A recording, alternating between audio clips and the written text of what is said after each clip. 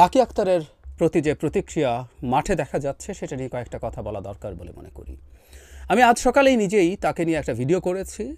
আমি বেশ কঠোরতার সাথে তার ব্যাপারে সতর্ক থাকার আহ্বান জানিয়েছি। আমি মনে করি আমাদের এই সতর্ক থাকা দরকার। কিন্তু প্রশ্ন হচ্ছে, গতকাল তিনি যা করেছেন তার জন্য কি তিনি গ্রেফতার হতে হবে এমন কোনো অপরাধ করেছেন? যদি তা না হয়ে থাকে, গতকালই রাতে, গভীর রাতে যে মিছিলটা হয়েছে তার বিরুদ্ধে তাকে গ্রেফতার করার দাবিতে বেশ গভীর রাতে, সেটা কেন? ইনফ্যাক্ট আমি গতকাল লাকি আক্তারকে নিয়ে যে ভিডিওটা করেছিলাম সেটা তার আগে রেকর্ড করেছি, ফলে ওই মিছিলটা আমার চোখে পড়েনি, পড়লে আমি সেখানে এটা যুক্ত করতাম। মানে লাকি আক্তারকে গ্রেফতার করতে হবে এক্ষুনি, এটা অত্যন্ত ভুল একটা দাবি, অন্যায় একটা দাবি। লাকি আক্তার গতকাল যা করেছেন, যা বলেছেন, সেটা নিয়ে ক্রিটিক যে জায়গায়, লাকি আক্তারকে আমাকে চিনে রাখতে হবে, এটা আমি এখনও মনে করি। We must. কারণ তার শেখ হাসিনার সময়কালীন অ্যাক্টিভিজম, বিশেষ করে ইন দ্য টার্মিনাল স্টেজ, সারা দেশ যখন ম্যাসাকার করছেন শেখ হাসিনা, সে সময় এবং তার পরবর্তী সময়ে তার যে পরিস্থিতি, তিনি যা করেছেন সেটার ভিত্তিতে এই কনটেক্সটে তিনি এখন যা করছেন তাতে তার প্রতি সন্দেহ করার কারণ আছে, এবং এই প্রশ্নগুলো আমরা তাকে করব, তাকে প্রশ্নবিদ্ধও করব। কারণ তার বক্তব্যকে জাস্ট একটা ধর্ষণের বিরুদ্ধে দাঁড়াচ্ছেন বা এই সরকারের অন্যায়ের বিরুদ্ধে দাঁড়াচ্ছেন, প্রতিবাদ করছেন, সেভাবে দেখব না। কিন্তু এই বক্তব্য দেওয়ার মাধ্যমে তিনি কোনো ফৌজদারি অপরাধ করেননি, সুতরাং তার গ্রেফতার দাবি করা একেবারেই অন্যায়। এই চাপ সরকারের উপরে তৈরি করাও অন্যায়, ইভেন স্ট্র্যাটেজিকলিও ভুল আমি মনে করি। লাকি আক্তার গ্রেফতার হলে তিনি আরও গুরুত্বপূর্ণ হয়ে উঠবেন, এটা নিশ্চয়ই আমরা বুঝতে পারি। আমি সেই কারণে বলছি না, আমরা তার অধিকারের পক্ষে বলছি, কিন্তু আবার পলিটিক্যাল পয়েন্ট অফ ভিউতেও যদি কেউ চিন্তা করেন তার গ্রেফতার তাকে এখন আবার স্টার বানাবে, সো এটার কোনো দরকারই ছিল না। কিন্তু সেটাও সরিয়ে রেখে বলছি, আমরা কারো প্রতি অন্যায় কিছু করবে না, হতে পারে না। আমরা শেখ হাসিনারও ন্যায় বিচার চাই, আমি চাই, এবং আমার সেই রেকর্ড আছে 5 তারিখ, আপনাদের অনেকের মনে আছে, আমি আমার প্রথম ভিডিওতে শেখ হাসিনা পালিয়ে যাওয়ার পর, তারপরেও আবার বলেছি, আওয়ামী লীগের প্রতিষ্ঠান, ব্যক্তি, বাসস্থান কোথাও হামলা করা যাবে না। আওয়ামী লীগের লোকজন কোর্টে হামলা শিকার হয়েছেন, প্রতিবাদ করেছি, তীব্র গালি খেয়েছি। আমি জানতাম এগুলো বললে গালি খাবো, বাট আমি সেই জায়গা থেকে সরে আসিনি। ঠিক একইভাবে কারো কোনো অপরাধ যদি হয় তার জন্য ন্যায় বিচার আমরা চাইবো। এটা বলে উনি কোনো অপরাধ করেননি, কিন্তু এটাও সত্য, আমি এটাও বলেছি, এটাও মনে করি কোনো ষড়যন্ত্র বা চক্রান্তের সাথে তারা জড়িত আছেন কিনা, সরকার তার রাষ্ট্রের নিরাপত্তার স্বার্থে এটা করবে। কারণ আমরা এমন একটা ভোলাটাইল সিচুয়েশনে আছি যেখানে আওয়ামী লীগ তো আছেই, ভারত আছে, এই সরকারকে ডিস্টেবিলাইজ করার সব রকম চেষ্টা করবে। কেউ কেউ রাইটলি বলেন যে সোকল্ড শাহবাগ, সোকল্ড গণজাগরণ মঞ্চের মতো কিছু করে যে পলিটিক্যাল ক্যাপিটাল তৈরি করার সুযোগ হয়েছিল, সম্ভব হয়েছিল, সেই ক্যাপিটাল শেষ বহু আগেই, সেটা সম্ভব হবে না। সেটা যদি সম্ভব নাও হয়, কিছু ডিসরাপশন, কিছু প্রবলেম তৈরি করা যেতেই পারে। সুতরাং এই ব্যাপারগুলোতে সরকারকে সতর্ক হতে হবে। আমি বলেছি, আমাদের গোয়েন্দা সংস্থাগুলো চোখ কান খোলা রাখতে হবে, কোথাও কোনো স্যাবোটাজ তৈরি করা, এমন কিছু তৈরি করা যাতে পুলিশের অ্যাকশন নিয়েও তীব্র সমালোচনা হতে পারে। গতকালকে পুলিশের অ্যাকশন নিয়ে আমি কথা বলেছি, সো এগুলো খেয়াল রাখতে হবে। এর চাইতে একটা জঘন্য আলাপ এখন মাঠে আসছে, সেটা হলো জবাই কর স্লোগান, যেটা এক সময় শাহবাগে হয়েছিল, আমরা তীব্র প্রতিবাদ করেছিলাম। তখন শিবিরকে জবাই করার, জামাতকে জবাই করার কথা বলা হচ্ছিল, রাজাকারকে জবাই করার কথা বলা হচ্ছিল। এই জবাইয়ের রাজনীতির বিরুদ্ধে আমি কিছুদিন আগে ছাত্র দলের জায়গা থেকে, ছাত্র দলের একটা জমায়েত থেকে শিবিরকে জবাই করার আলাপ তোলা হয়েছিল খুলনা ইউনিভার্সিটির, মানে কুয়েটের ঘটনার পর, সেটারও প্রতিবাদ করেছি।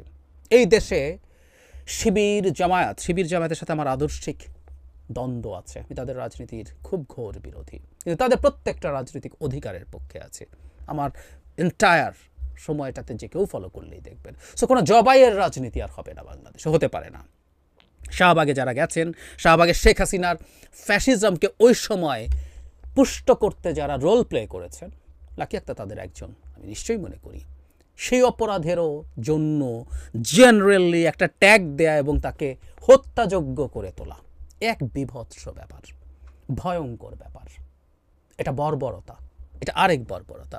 আমি অনেক সময় বলি যে আমরা চারপাশে এখন দেখতে পাচ্ছি যে শেখ হাসিনাকে কেউ কেউ ফ্যাসিস্ট বলেন, উইচ আই ডিসঅ্যাগ্রি, তারপর ধরে নিলাম তর্কের খাতিরে, তাকে সরিয়ে সেইটার জায়গায় নিজের ফ্যাসিবাদ চাপিয়ে দিতে চাইছি না। এটাই অনেকে করছেন, শেখ হাসিনার ফ্যাসিজম সরিয়েছি কারণ আমি আমার ফ্যাসিবাদ চাপিয়ে দিতে চাই। বাংলাদেশে কোনো ফ্যাসিবাদের ভূমি হতে আমরা দেব না, অ্যাটলিস্ট চেষ্টা করব। শেখ হাসিনার সময়ও করেছি, এখনও করব। সুতরাং বাংলাদেশে জবাই করার রাজনীতি, সেটা শাহবাগী ট্যাগ দিয়ে হোক, যেহেতু এখন যারা ওই সময়ে শাহবাগের বিরুদ্ধে ছিলেন, আর এখানে একটা কথা একটু বলে রাখাও ভালো, যেভাবে জেনারেলাইজ করা হচ্ছে, এটা আমরা একটা সময় গিয়ে তো আসলে বোঝা গেল যে আওয়ামী লীগ এটাকে ব্যবহার করেছে তার ক্ষমতা ধরে রাখার স্বার্থে, তার ফ্যাসিবাদকে চাপিয়ে দেওয়ার স্বার্থে। কিন্তু যুদ্ধাপরাধ এবং ওই সময় মানবতা বিরোধী যেসব অপরাধ হয়েছিল তার বিচার আওয়ামী লীগাররা শুধু চায় নাই, যে কেউ চেয়েছেন, আমরাও চেয়েছি। সেই বিচারটা ন্যায় বিচার হওয়া দরকার ছিল। যে বিচারটা হয়েছে সেই বিচারটা ন্যায় বিচার হয়েছে কিনা একটা সিরিয়াস প্রশ্নবিদ্ধ ব্যাপার, হয় নাই। অনেক ক্ষেত্রে অনেক ব্যত্যয় হয়েছে, কিন্তু যুদ্ধাপরাধীদের ন্যায় বিচার হোক এটা আমরাও তো চেয়েছিলাম, অনেকে চেয়েছিল। সুতরাং এর মানে এই না গণজাগরণ মঞ্চকে ডিনাউন্স করার সাথে ওই সময় আমাদের সবচেয়ে ভালনারেবল টাইমটাতে যে মানুষগুলো ক্রাইম করেছিলেন, ক্রাইমের সাথে জড়িত ছিলেন, তাদের বিচার চাওয়া থেকে মানুষ সরে গেছে, ৭১ মুছে গেছে। আমরা ধারণা করতে পারি এখন শাহবাগী ট্যাগ দিয়ে জবাই করার খায়েশ কাদের হয়, এটা করা যাবে না, এটা আমরা হতে দিতে পারি না। বাংলাদেশে একটা গণতান্ত্রিক, উদার গণতান্ত্রিক দেশ হবে, অন্তত আমি বা আমরা অনেকে যারা আছি, যারা চাই আমরা তাদের সেইভাবেই বাংলাদেশ দেখতে চাই, যেখানে প্রত্যেক ক্রিমিনালও ন্যায় বিচার পাবেন। ন্যায় বিচার পাওয়া ডাজন্ট নেসেসারিলি মিন তিনি মুক্ত হবেন। ন্যায় বিচার পাওয়া মানে তার মৃত্যুদণ্ডও হতে পারে। শেখ হাসিনার ন্যায় বিচারের মাধ্যমে মৃত্যুদণ্ডও হতে পারে, কিন্তু সেটা একটা ন্যায় বিচার জুডিশিয়াল প্রসেসের মাধ্যমে হতে হবে।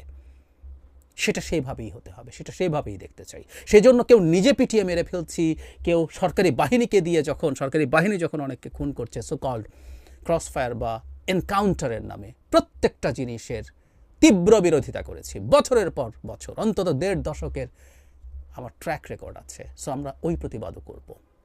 এবং আমি মনে করি লাকি যা করেছেন, লাকির এই যে বেশ সমালোচনার কাজগুলোর প্রতিক্রিয়ায় যেভাবে এখন প্রতিক্রিয়া দেখানো হচ্ছে, সেটা আসলে র্যাদার তার এই যে ধরনের আচরণ, যেটাকে আমরা সমালোচনা করি, সেই সমালোচনাগুলো মুছে দেওয়ার সম্ভাবনা তৈরি হয়েছে।